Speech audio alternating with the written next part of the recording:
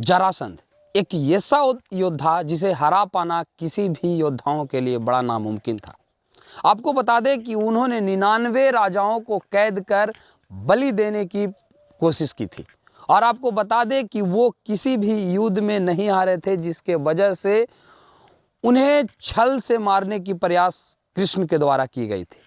आज मैं आया हूँ राजगीर में, जो जरासंध का अखाड़ा मैं आपको दिखा रहा हूँ, ये वही अखाड़ा है जहाँ जरासंध द्वंद्व युद्ध किया करते थे। जरासंध बृहदर्थ के पुत्र थे और ये माना जाता है कि वो काफ़ी बलशाली थे, इतने बलशाली कि उन्हें किसी भी युद्ध में पराजित नहीं किया जाता था और इसीलिए वो द्वंद्व युद्ध के शौकीन थे और उन्होंने अखाड़ा भी बनवाया था, जिसके बाद इसी अखाड़े में वो आकर राजाओं से महाराजाओं से युद्ध किया करते थे। आपको बता दें कि ये षष्ठकोणीय जो आप देख रहे हैं,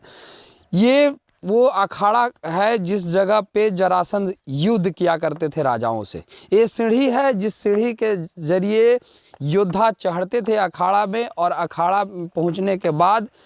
स्थल पर और स्थल पर पहुंचने के बाद इसी जगह पे वो युद्ध किया करते थे। ये जानकर हैरानी होगी कि ये जो मिट्टी है अभी भी भुरभुरी मिट्टी है और उसका वजह ये है कि ये मिट्टी पे प्रतिदिन दूध डाला जाता था, पूरी तरह से दूध से पाट दिया जाता था ये पूरे स्थल को, जिसके वजह से आज भी इसकी मिट्टी की जो कलर है, रंग है, वो बिल्कुल सफ़ेद ही दिखती है और काफ़ी मुलायम भुरभुरी दिखती है। ये स्थल आप देख सकते हैं कि कितना ज़्यादा बेहतरीन ढंग से अभी पर्यटन विभाग ने इसे संभाल के रखा हुआ है। आपको बता दें कि लगभग 28 दिनों तक ये द्वंद्व युद्ध जो है चला था, क्योंकि जरासंध की जो ताकत थी, जरासंध का जो हिंसात्मक जो व्यवहार था, जो जरासंध ने अखाड़े में दिखाया करता था, जिसके वजह से भगवान कृष्ण जो थे काफ़ी भयभीत हो गए थे और उन्होंने भगवान कृष्ण को भी कई बार हराया था। जरासंध कई बार भगवान कृष्ण को भी हराए थे, जिसके बाद भगवान कृष्ण ने ये तय किया था कि किसी तरीके से जरासंध को छल से ही मारा जाए और उन्हें छल से मारा भी गया। आपको बता दें कि इसी अखाड़े में कुंती पुत्र या यूं कहें कि पांडु पुत्र भीम ने जब ब्राह्मण का वेश बनाकर यहाँ पहुँचा था तो जरासंध समझ गए थे और उसके बाद फिर भी चुनौती स्वीकार की और उन्होंने भीम के साथ युद्ध लड़ना स्वीकार किया। लगातार 28 दिनों तक जब युद्ध चले, उसके बाद 13 दिनों तक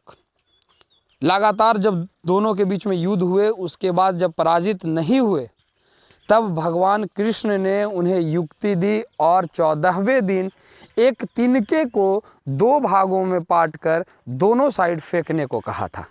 ये इशारा जो है भीम समझ गए और उन्होंने ये तय किया कि जरासंध को फाड़ कर दोनों साइड फेंका जाए, इसके बाद ही जरासंध की मृत्यु हो सकती है। आपको बता दें कि इससे पहले जब भी जरासंध को मारते थे और उन्हें 2 फाड़ करते थे तो बार बार उनके जो शरीर थे वो एक दूसरे से चिपक जाते थे और वो फिर अजय हो जाते थे, नहीं मरते थे। लेकिन जब भगवान कृष्ण ने उन्हें वो छल बताया कि इन्हें 2 तिनकों को तोड़कर और दोनों साइड फेंकने की जो युक्ति बताई, इसी युक्ति को समझकर भीम ने जरासंध का वध किया था। ये वो भूमि है जो जरासंध अखाड़े के लिए बनाया कर था और यही वो भूमि है जिस जगह पे जरासंध अखाड़ा लड़ा करते थे। और सबसे बड़ी बात कि ये मगध सम्राट जरासंध का अखाड़ा है जो कि आज विश्व प्रसिद्ध है। आज दुनिया भर से लोग आते हैं और इस जरासंध के अखाड़ा को एक झलकियां देखते हैं और इसकी गाथाओं को जानने का प्रयास करते हैं कि आखिर जरासंध का अखाड़ा कैसा है, क्यों है, क्योंकि देशों विदेश से जो लोग आते हैं वो ये देखते हैं कि आखिर जरासंध का ऐसा अखाड़ा क्या है जिसमें जरासंध कभी भी पराजित नहीं हो सका और पराजित भी किया गया तो भगवान कृष्ण के द्वारा, वो भी छल से। इस तरह के तमाम खबरों के लिए देखते रहें लेटेस्ट न्यूज़ बिहार। धन्यवाद।